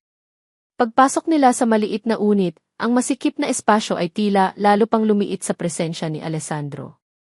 Dinala ni Clara ang mga bata sa kanilang maliit na silid. Dito muna kayo, mga anak, ha, sabi niya sa pinakamahinahong boses na kaya niya. Mag-uusap lang kami ni Tito. Sinara niya ang pinto at humarap kay Alessandro. Nakatayo ito sa gitna ng kanyang sala, ang mamahalin nitong sapatos ay tila hindi bagay sa kanyang lumang semento na sahig. Sa wakas, nagsalita ito. 6 na taon, Clara. Ang kanyang boses ay hindi na nagugulat. Ito ay puno ng isang malamig at kinokontrol na galit. 6 na taon mo silang itinago sa akin. Huminga ng malalim si Clara, hinugot ang lahat ng lakas na natitira sa kanya. Itinago. O 6 na taon kang hindi nagpakita. Nagulat si Alessandro sa kanyang sagot. Anong sinasabi mo? You left. Nag-iwan ka ng isang note na walang apelyido, walang numero. You disappeared. Isang mapait na tawa ang kumawala sa mga labi ni Clara. At ikaw? Nasaan ka? Isa kang bilyonaryo, Alessandro. Kung gusto mo akong hanapin, magagawa mo. Pero hindi mo ginawa. Dahil para sa'yo, isa lang akong pagkakamali sa isang gabing lasing ka. Isang abala na madaling kalimutan. That's not true, git niya, humakbang palapit. Hindi mo alam ang nangyari. Talaga, hamon ni Clara, hindi umaatras. Ang alam ko lang, nagising akong mag-isa. Ang alam ko lang, umuwi akong mag-isa. At ang alam ko lang, sinuong ko ang lahat ng ito ng mag-isa. Itinuro niya ang kabuuan ng kanilang apartment. Itong lahat. Ako ang naghirap para dito. Ako ang hindi natutulog kapag may sakit sila. Ako ang nag-iisip kung saan kukuha ng pambili ng gatas at pagkain. Nasaan ka sa lahat ng iyon, ha, Alessandro? Nasaan ka? Ang kanyang boses ay tumaas, puno ng lahat ng sakit at sama ng loob na kinimkim niya sa loob ng 6 na taon. Clara, tanong ni Alessandro, ang kanyang galit ay napalitan ng sakit. Elif, didn't you tell me? Kahit isang tawag lang. Kahit isang sulat. Para ano, sagot ni Clara, ang mga luha ay nagbabadyang tumulo. Para pagtawanan mo ako. Para sabihin mong hindi sayo. Para isipin mong pera lang ang habol ko. Hindi, Alessandro. May natitira pa akong kahihiyan. May pride pa ako. Pride, hindi makapaniwalang sabi nito. This is not about pride. This is about the children. They thy sons and daughters. You took them away from me. Hindi ko sila kinuha sayo, sigaw ni Clara. Iniwan mo sila. Ang mga salita ay tumama kay Alessandro na parang malakas na sampal. Natigilan siya. Sa gitna ng kanilang pagtatalo, pareho silang nasasaktan, parehong biktima ng mga desisyon at pangyayari sa nakaraan. Katahimikan. Isang mabigat na katahimikan na pinupuno lamang ng kanilang malalakas na paghinga. Biglang, isang malakas at malinaw na katok sa pinto ang bumasag sa tensyon. Nagkatinginan sila, parehong nagulat. Walang inaasahang bisita si Clara. Sino iyon? Nag-aalangan siyang lumapit sa pinto. Sumilip muna siya sa maliit na butas. Wala siyang makita kundi isang babaeng nakatalikod. Dahan-dahan niyang binuksan ang pinto. Isang babae ang humarap sa kanya. Napakaganda nito, nakasuot ng isang eleganteng damit na mas mahal pa yata kaysa sa 6 na buwang upa ni Clara. Ang kanyang mukha ay may perpektong makeup at ang kanyang ngiti ay parang mula sa isang magazine. Sandro, sabi ng babae, ang kanyang boses ay matamis na parang pulot. Nilampasan niya si Clara na parang hindi ito nag-i-exist at dire-diretsong niyakap si Alessandro. I was so worried, I had to come. Hindi ka sumasagot sa mga tawag ko. Napatulala si Alessandro. Sofia, what are you doing here? Si Sofia, ang kanyang kapatid. Humiwalay ito sa pagkakayakap at tumingin sa paligid ng maliit na apartment, ang kanyang mga mata ay mabilis na sinusuri ang bawat sulok. Ang ngiti ay nanatili sa kanyang mga labi, ngunit ang kanyang mga mata ay malamig na parang yelo. Pagkatapos, ang mga matang iyon ay tumuon kay Clara, tinitingnan siya mula ulo hanggang paa. Isang tingin na puno ng pagtatasa at bahagyang paghamak. So, sabi ni Sofia, ang kanyang matamis na boses ay may bahid ng lason. Ito pala ang dahilan kung bakit nagtatagal ang kuya ko dito sa Pilipinas. It's a pleasure to finally meet you and your little family. Ang biglaang pagdating ni Sofia ay parang isang malamig na hangin na pumasok sa mainit ng sitwasyon. Nagbago ang buong kapaligiran. Sofia, how did you find this place? Tanong ni Alessandro, halatang hindi natutuwa sa presensya ng kapatid. Ngumiti lang si Sofia. Oh, Sandro. You know me. I have Ginny ways. Nag-aalala ako sa'yo. Bigla ka na lang nawala pagkatapos ng meeting. Ang kanyang mga mata ay bumaling sa saradong pinto ng silid-tulugan, kung saan naroon ang mga bata. Narinig ko may mga bata. Maaari ko ba silang makita? I love children. Bago pa man makasagot si Alessandro o Clara, bumukas ang pinto at sumilip si Lian. Mommy! Sino po siya? Tanong ng bata, ang kanyang mga mata ay seryosong nakatingin kay Sofia. Ang ngiti ni Sofia ay lalong lumawak. Lumuhod siya para maging kapantay ng bata, ang kanyang mamahaling damit ay sumayad sa maruming sahig. Hello, there, sabi niya, ang kanyang boses ay naging sobrang tamis. Ang pangalan ko ay Sofia. Ako ang tita mo. Natigilan si Alessandro. Sofia, what are you saying? Hindi pinansin ni Sofia ang kapatid. Ang kanyang buong atensyon ay nasa mga bata na isa-isa nang nagsisilabasan mula sa silid, na curious sa bagong bisita. Wow, ang dami ninyo, sabi ni Sofia, kunwari inamamangha. And you all look so adorable. Halikayo, may dala akong pasalubong para sa inyo. Mula sa kanyang Hermes bag, naglabas siya ng 5 malalaking lollipops na may iba't ibang kulay. Agad na nagliwanag ang mga mata ng mga bata. Si Sofia ay parang isang diwata na biglang lumitaw sa kanilang maliit na mundo. Pinanood ni Alessandro ang eksena ng may komplikadong emosyon. Sa isang banda, nakikita niya ang saya sa mukha ng mga bata, isang sayang hindi niya pa kailanman nasaksihan. Sa kabilang banda, hindi niya gusto ang paraan ng pagkilos ni Sofia. Masyadong kalkulado. Masyadong perpekto. Habang abala ang mga bata sa kanilang mga lollipop, tumayo si Sofia at lumapit kay Clara. You have beautiful children, sabi niya, sapat na malakas para marinig ni Alessandro. Sandro is very lucky. Medyo nakakagulat lang. 6 na taon. It must have been very, very difficult for you. Mayroong simpatya sa kanyang tono, ngunit ang mga mata niya ay nagsasabi ng ibang kwento.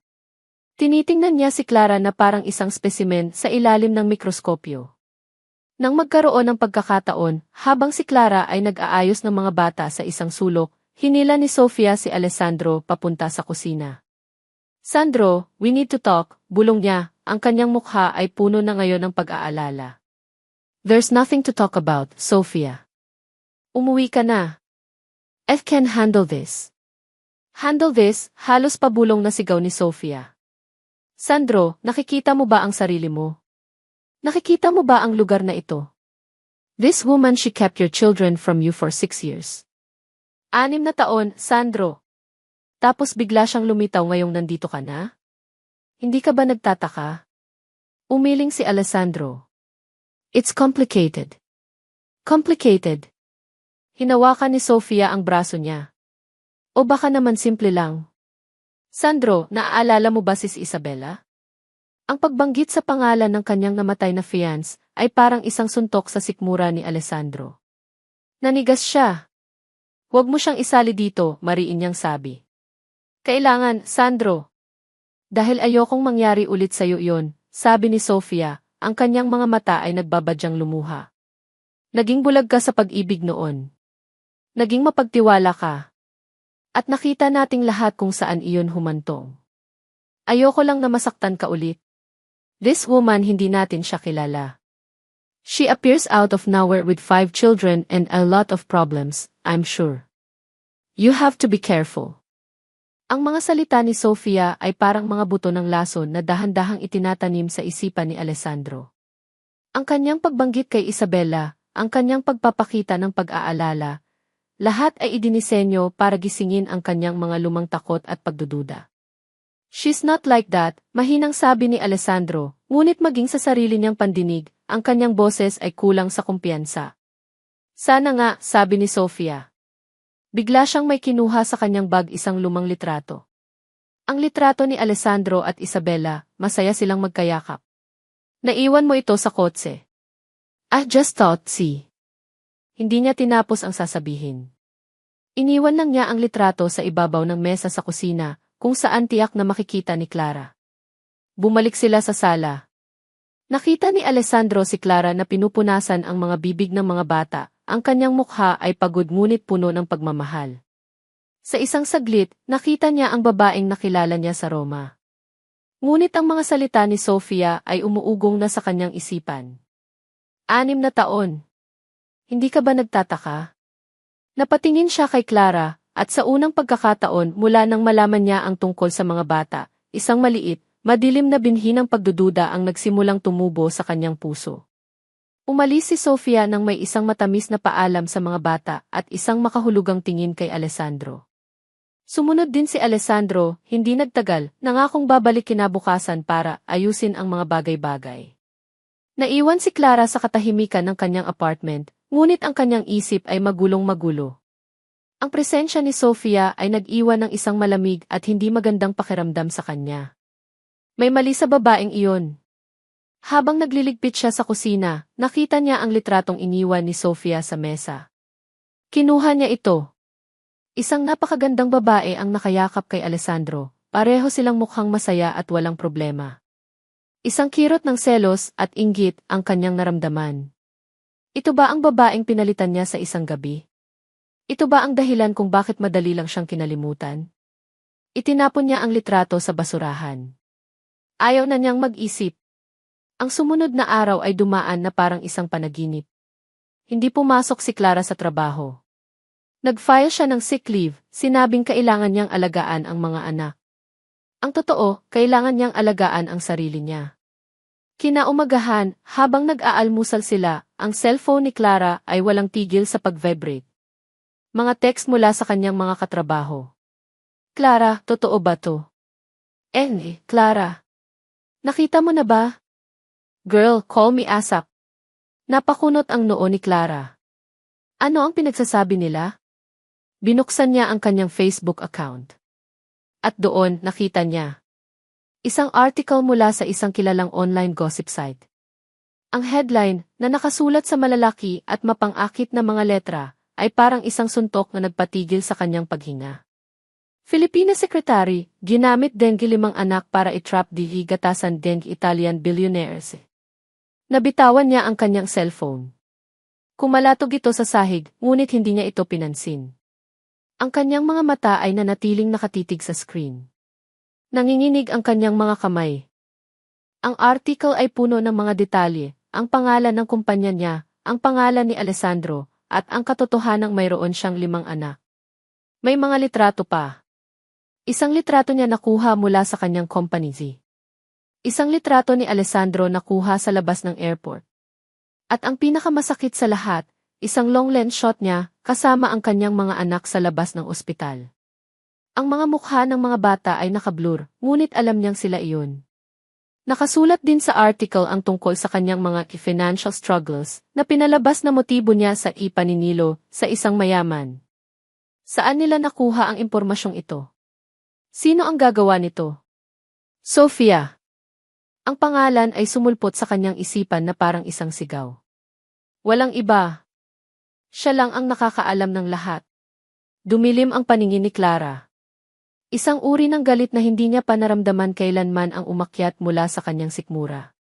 Ito ay purong put. Hindi na siya nag-isip. Kinuha niya ang kanyang bag, sinabihan ang kanyang kapitbahay na kung pwede ay bantayan muna ang mga bata, at sumakay ng taxi. Nagpahatid siya sa pinakamamahaling hotel sa Makati, kung saan alam niyang naka-check-in si Alessandro. Hindi siya pinayagan ng security na umakyat, kaya tinawagan niya ang front desk at nag-iwan ng mensahe. Isang mensaheng puno ng galit, "Tell Alessandro De Luca that Clara Santos is here. If he doesn't come down in 5 minutes, I will make a scene he will never forget." Wala pang 3 minuto, bumaba si Alessandro mula sa elevator.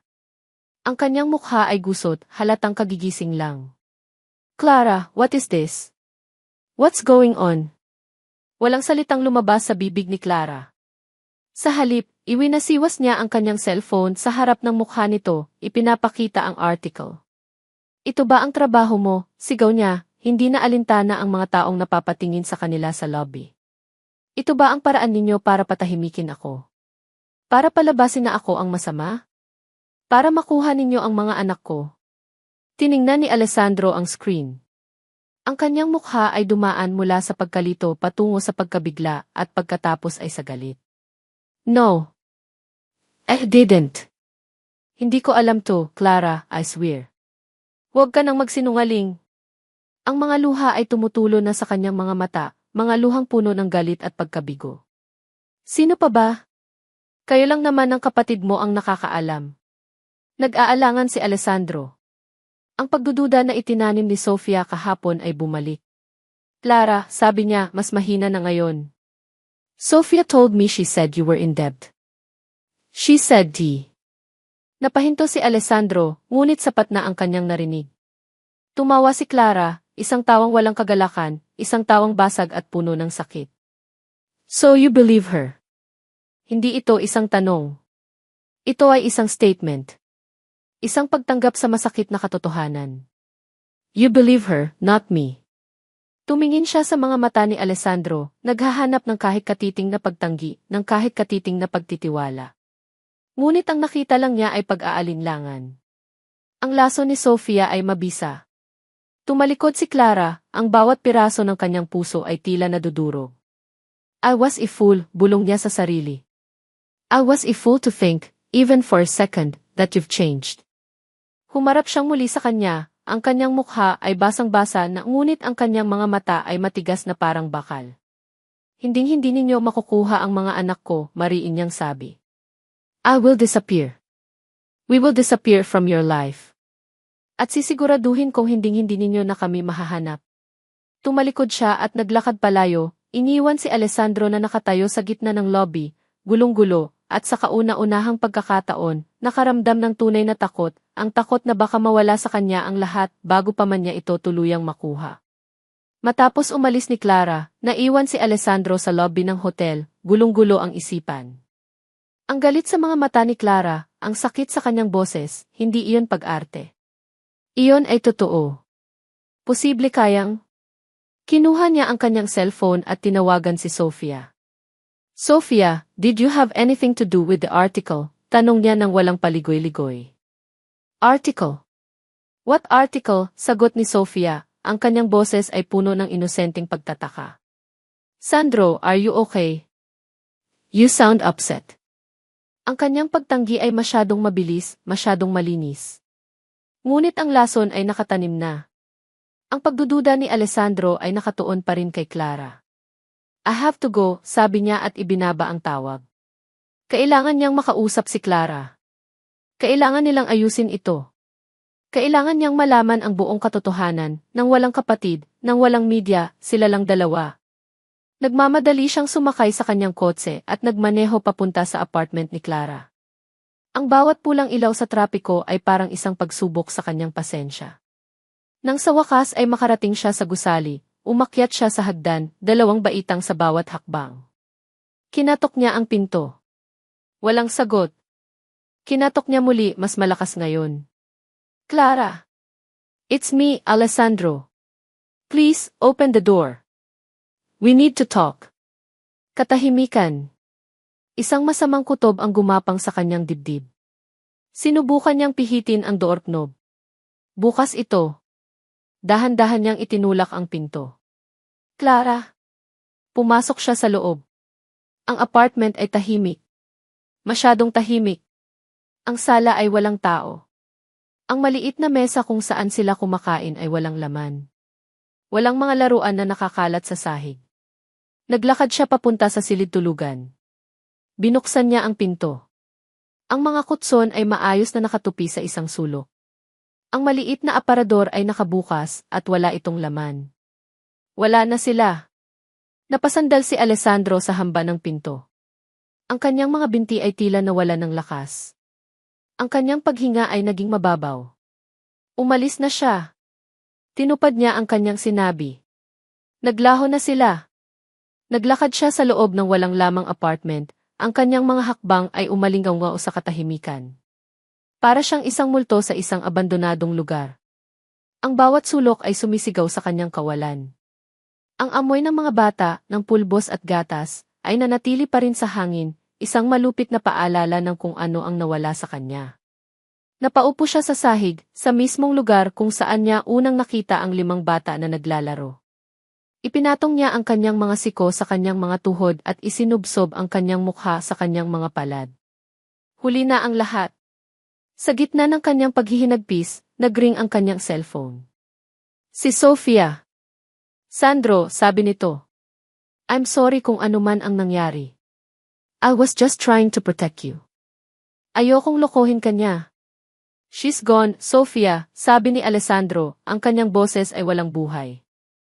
She took the kids and she's gone. Isang sandali ng katahimikan ang namayani sa kabilang linya. Pagkatapos, nagsalita si Sofia, ang kanyang boses ay puno ng kunwaring awa. Maybe it's for the best, kuya. Siguro ito na ang paraan para matapos ang gulo. Para makabalik na tayo sa normal. Normal. Tumawa si Alessandro, isang tawang walang kagalakan. There is no normal anymore, Sofia. Sandro, makinig ka sa akin, sabi ni Sofia, ang kanyang boses ay nagbago, naging maseryoso. Bago pa mangyari itong iskandalo, may ginawa ako. I was trying to find a way to solve this quietly. I had the assistant contact her para alukin siya ng tulong. Financial help. Para sa mga bata. I have the recording of their conversation. Gusto mo bang marinig? Umiling si Alessandro kahit alam niyang hindi siya nakikita ng kapatid. Ayaw na niyang makarinig ng kahit ano. Ngunit isang parte niya, ang parte na sinugatan ng pagdududa, ang gustong malaman ang katotohanan. Send it, mahina niyang sabi. Ilang segundo lang, isang audio file ang dumating sa kanyang cellphone. Nag-aalangan niyang pinindot ang play. Ang unang narinig niya ay ang boses ng kanyang assistant. Pagkatapos, ang boses ni Clara. Ang recording ay malinaw na edited. Ang mga tanong ay inalis. Ang natira na lang ay ang mga sagot ni Clara na pinagsunod-sunod para bumuo ng isang kasinungalingan.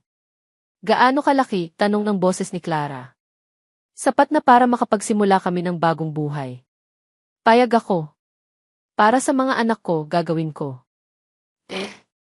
Basta siguraduhin ninyong hindi na niya kami guguluhin.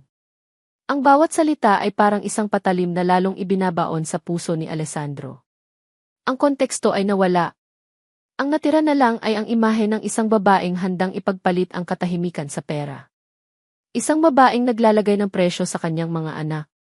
Pinatay niya ang recording. Ang huling sinag ng pag-asa sa kanyang puso ay tuluyang namatay. Ang maliit na boses na nagsasabing baka inosente si Clara ay tuluyan ng natahimik. She played him. All this time. Nagtagumpay si Sofia. Napasigaw si Alessandro. Isang sigaw ng purong sakit, galit at pagkatalo. Isinandal niya ang kanyang ulo sa pader, ang tunog ng peking recording ay umuulit-ulit sa kanyang isipan. Tumayo siya. Ang kanyang paghihinagpis ay napalitan ng isang malamig at matigas na desisyon. Tinawagan niya muli si Sofia. You win, sabi niya, ang kanyang boses ay kasing lamig ng yelo. Book me a flight back to Florence. Tonight.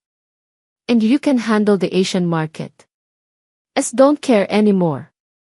Sandro, I think that's a wise decision, sagot ni Sofia, ang tagumpay ay halata sa kanyang boses. Ibinaba ni Alessandro ang tawag. Bago siya umalis sa apartment, isang bagay sa sahig ang nakakuha ng kanyang atensyon. Isang maliit na laro ang gawa sa clay. Isang hindi perpektong hugis ng isang bituin, pininturahan ng kulay dilaw. Marahil ay gawa ni Lino. Dinampot niya ito. Ang maliit na bagay na iyon ay napakabigat sa kanyang palad. Tumingin siya sa paligid ng walang lamang apartment sa huling pagkakataon. Walang bakas ng buhay. Walang bakas ng pag-asa. Nawala na ang lahat. Ang amoy ng sariwang damo at ang tunog ng mga kuliglig ang gumising kay Clara. Ilang linggo na ang nakalipas mula noong gabing tumakas sila mula sa Maynila. Dinala niya ang kanyang mga anak sa isang maliit na bayan sa probinsya ng Laguna, sa bahay ng isang matandang tiyahin na matagal na niyang hindi nakikita. Dito, ang buhay ay simple. Ang oras ay mabagal. At higit sa lahat, dito sila ay ligtas. O iyon ang inaakala niya. Pinatay niya ang lahat ng social media. Nagpalit siya ng numero. Pinuputol niya ang kanyang sarili sa mundong nagdulot sa kanya ng labis na sakit. Ngunit hindi niya kayang putulin ang koneksyon ng kanyang mga anak sa mundong iyon. Isang gabi, habang nakaupo sila sa labas ng bahay at pinagmamasdan ang libo-libong bituin sa langit, kinausap siya ni Lian. Ang kanyang panganay. Ang pinakatahimik, ngunit pinakamapagmasid sa lahat. Mommy, simula nito, ang boses ay seryoso para sa isang 6 na taong gulang. Yung lalaki po sa gihi, siya po ba yung star ni Daddy? Natigilan si Clara. Ang puso niya ay tila piniga. Anak, anong pinagsasabi mo? Nakita po namin ni Lira sa gihi sa tindahan ni Aling Nena, pagpapatuloy ni Lian, hindi inaalis ang tingin sa mga bituin. Sabi po sa balita, masama daw siyang tao. Sabi po, may tinatago daw siyang pamilya. Tapos po pinakita yung picture ng ospital. Kami po yon, di ba, Mommy? Isang malaking bato ang tila bumaon sa lalamunan ni Clara. Hindi niya alam kung paano sasagot. Ang mga tanong na kinatatakutan niya ay narito na. At hindi ito nagmula sa isang estranghero o sa isang kaaway. Nagmula ito sa sarili niyang anak. Tapos po, sabi ni Lira, kamukha daw po niya yung lalaki, dagdag pa ni Lian. Mommy, bakit po sila galit sa kanya? At bakit po umiiyak ka nung huli natin siyang nakita? Ang inosenteng tanong ng kanyang anak ay parang isang salamin na ipinaharap sa kanya. Nakita niya ang sarili. Isang duwag. Isang sinungaling. Tumatakbo siya, hindi para protektahan ang kanyang mga anak, kundi para protektahan ang sarili niya. Tumatakbo siya mula sa katotohanan, mula sa mga mahihirap na tanong. At sa kanyang pagtakbo, mas lalo lang niyang sinasaktan ang mga taong pinakamamahal niya. Yumakap si Clara kay Lian. Sa unang pagkakataon, hindi niya sinagot ang tanong ng isang kasinungalingan. Anak, sabi niya, ang kanyang boses ay basag. Pag-usapan natin to bukas, ha? Mommy promises. Sasabihin ko sa inyo ang lahat. Kinabukasan, nag-impake si Clara. Saan po tayo pupunta, Mommy? Tanong ni Luna. Ngumiti si Clara, isang ngiting totoo sa wakas, kahit may kasamang takot. Babalik tayo sa Maynila, mga anak. Oras na para harapin natin ang lahat. Hindi na tayo tatakbo. Samantala, sa Florence, si Alessandro De Luca ay isang multo sa sarili niyang buhay. Bumalik siya sa Italia, ngunit ang kanyang kaluluwa ay naiwan sa isang maliit, abandonadong apartment sa Pilipinas. Ang kanyang mga araw ay puno ng mga meeting, ngunit ang kanyang isip ay walang laman. Ang bawat gabi, tinititigan niya ang maliit na bituing gawa sa clay, ang tanging pisikal na alaala ng kanyang mga anak. Ang galit niya ay unti-unting napalitan ng isang malalim at nakakain na pangungulila. Isang gabi, hindi siya makatulog. Binuksan niya ang kanyang laptop, hindi para magtrabaho, kundi para lang mag-aksaya ng oras. Sinimulan niyang i-delete ang mga lumang email, mga spam, mga newsletters, isang paraan para linisin ang kanyang digital na buhay, dahil ang kanyang totoong buhay ay napakagulo. Nag-click siya sa e-spam folder, handa nang i-click ang i-delete all. Ngunit isang email ang nakakuha ng kanyang atensyon. Ang sender, Clara Santos. Ang date, October 15, 6 years ago. Halos 9 na buwan pagkatapos ng gabing iyon sa Roma. Ang subject, Alessandro, we need to talk. Nanigas si Alessandro. Ang kanyang paghinga ay huminto. Paanong napunta ito dito? Nanginginig ang kanyang mga daliri habang ikiklik niya ang email. Alessandro. Hindi ko alam kung paano sisimulan ito. At hindi ko rin alam kung matatanggap mo ito. Sinubukan kong tawagan ang opisina mo, pero laging sinasabi ng sekretarya mo na wala ka. Kaya sinusubukan ko na lang dito. I'm pregnant. Hindi ko alam kung paano nangyari. Hindi ko rin alam kung ano ang gagawin ko. Natatakot ako. Pero kailangan mong malaman. Kailangan nating mag-usap. Please, tawagan mo ako. Clara. Sa ilalim ng email, may isang file attachment. Ultrasound result, Pinindot ito ni Alessandro. Isang itim at puting imahe ang lumitaw sa screen.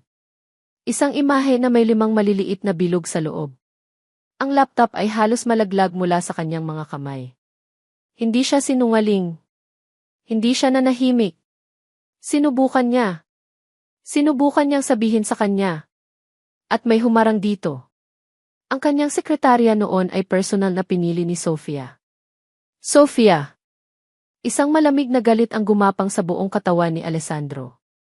Isang galit na mas matindi pa kaysa sa naramdaman niya sa hotel.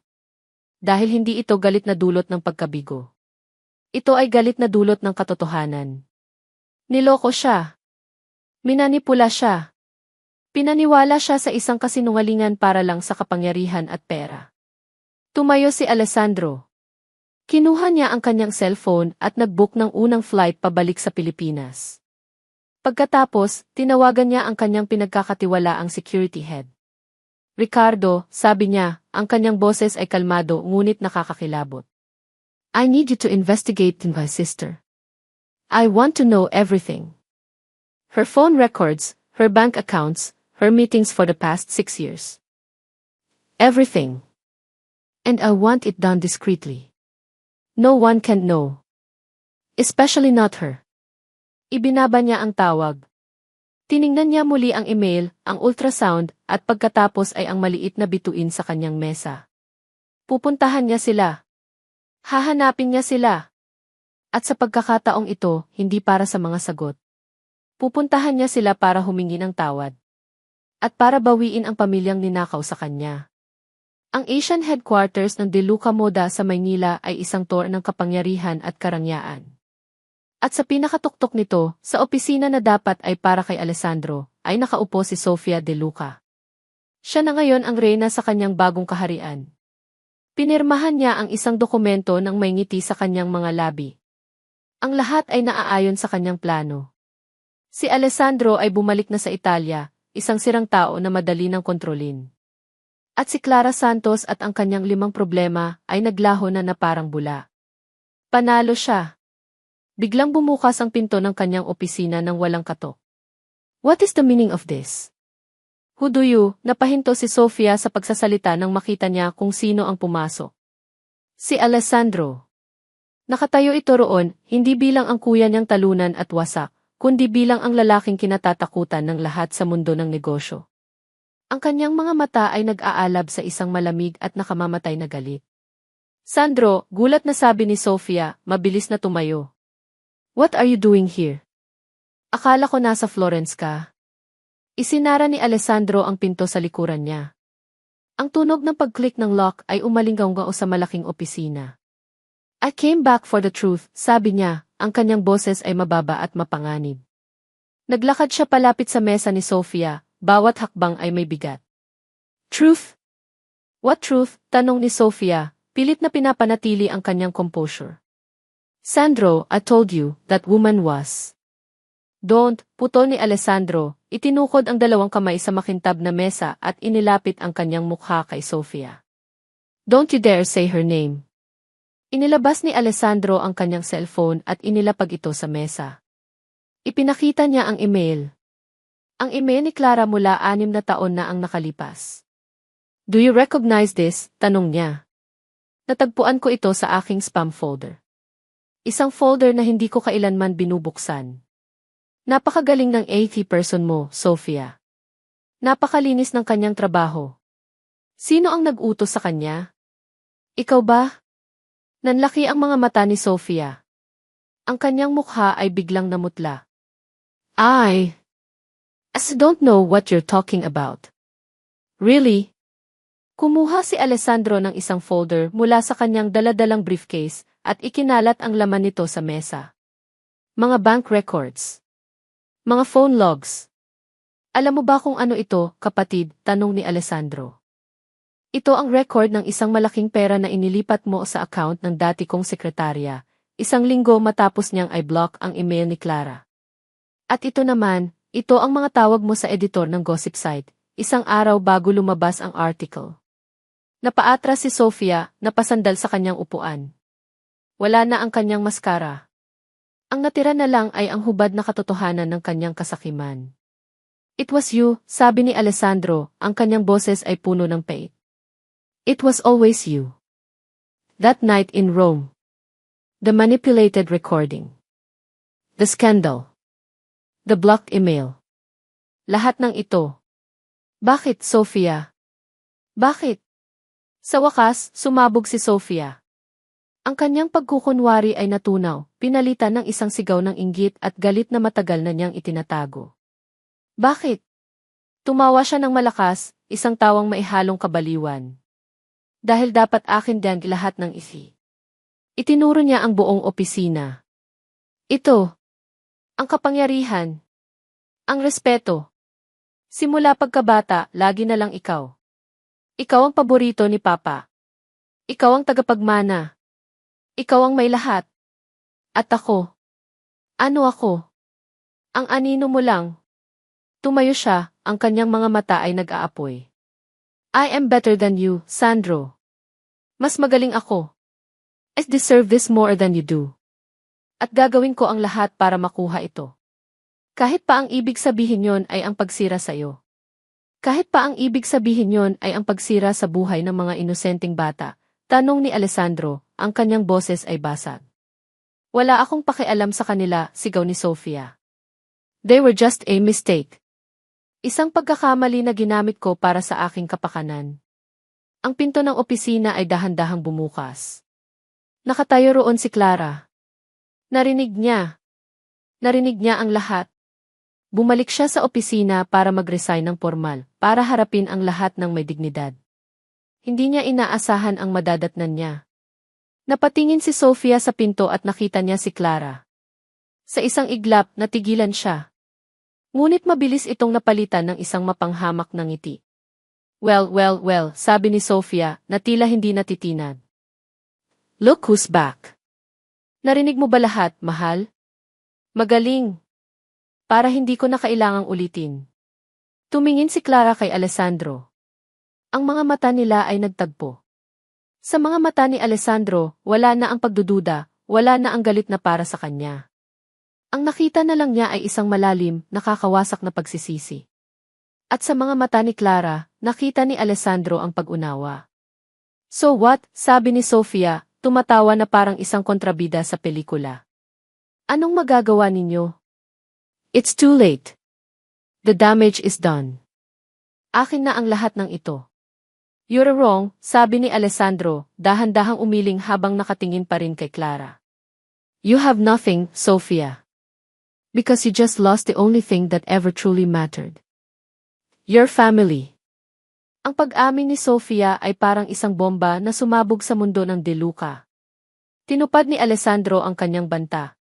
Sa harap ng mga mamamahayag at ng buong mundo, inako niya ang lahat. Ang press conference ay isang maingay na sirko, ngunit si Alessandro ay nanatiling kalmado, isang hari na handang isuko ang kanyang korona. In recent days, the Bay family has been the subject of much speculation. Simula niya, ang kanyang boses ay matatag sa kabila ng libo-libong kamera na nakatutok sa kanya. Today, I am here to confirm one truth. I am the father of 5 beautiful children in the Philippines. Isang alon ng bulungan at pag-click ng mga kamera ang pumuno sa silid. If they failure to be with them from the beginning is a regret, will carry for the rest of a life. Pagpapatuloy niya, ang kanyang mga mata ay nakatitig ng diretso sa isang kamera, na para bang may isang tao lang siyang kinakausap. This failure was compounded by malicious manipulation from within the own family, designed to keep me from enough children and their mother. For the part in this, for the blindness, and for the pain have caused, I am profoundly sorry. Huminga siya ng malalim.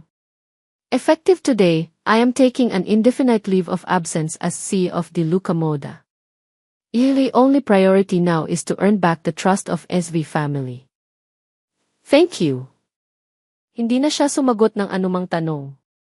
Tumayo siya at umalis, iniwan ang isang iskandalong iayanig sa mundo ng negosyo, ngunit para sa kanya, iyon ang unang hakbang tungo sa kalayaan. Napanood ni Clara ang lahat sa isang maliit na gihi sa sala ng kanyang apartment. Ang kanyang mga anak ay natutulog sa silid. Siya lang ang gising. Habang pinapanood niya si Alessandro na isakripisyo ang lahat, ang kanyang posisyon, ang kanyang reputasyon, isang bagay ang natunaw sa loob niya. Ang yelo ng galit at pagmamataas na binuo niya sa loob ng 6 na taon ay nagsimulang magkaroon ng mga bitak. Nakita niya hindi ang makapangyarihang kundi isang lalaking nagsisisi. Isang amang gustong bumawi. Ilang araw ang lumipas. Isang hapon, dinala niya ang mga bata sa isang pampublikong parke.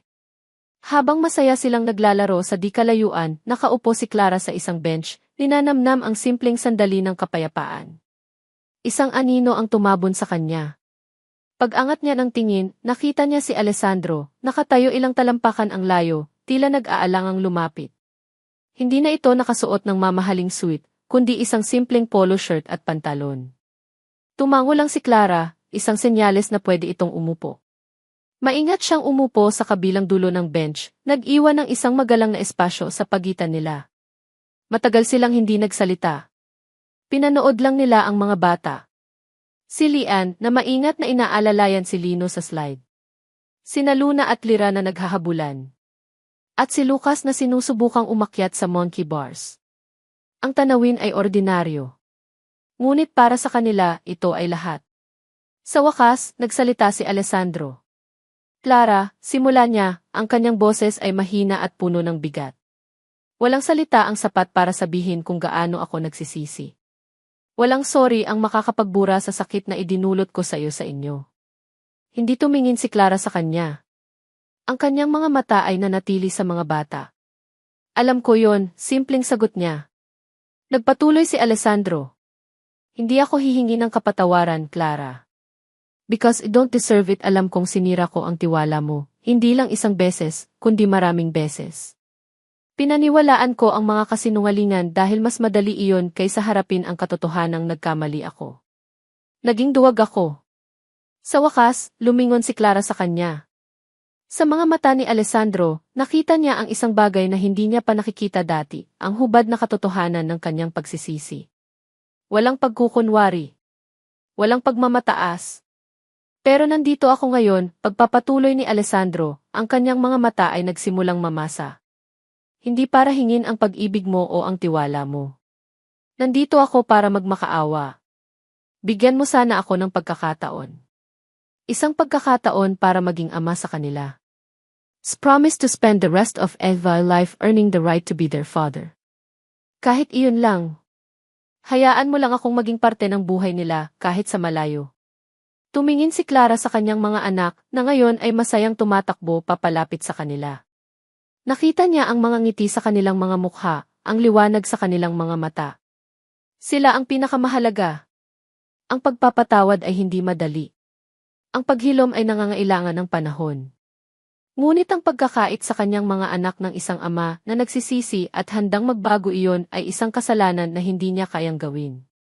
Ang kanyang pagmamataas ay nagdulot na ng sapat na sakit. Dahan-dahan, iniabot ni Clara ang kanyang kamay at ipinatong ito sa kamay ni Alessandro.